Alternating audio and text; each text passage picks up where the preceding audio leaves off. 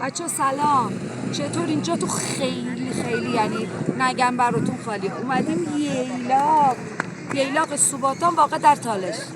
با من همراه باشی. بچه اینجا هم بازارشه. بازارش خیلی کوچیکه. خب فقط سوپرمارکت و سواری و این چیزا. بیایم ما هم بهتون نشون بدم.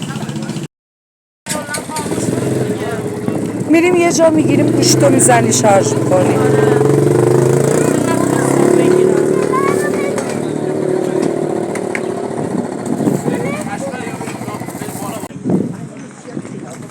Sonuçta görünüşüydü.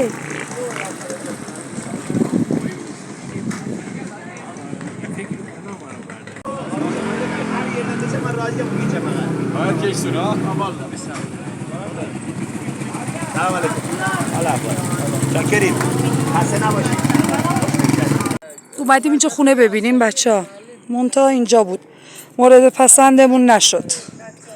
حالا ببینیم که بریم بگردیم ببینیم کجا قسمت میشه بگیریم. اینجا گوجه سبزاش هنوز کوچولو موچولو هن. ببینیم بچه اومدیم اینجا. حاج آقا خونشه سنتی و باله.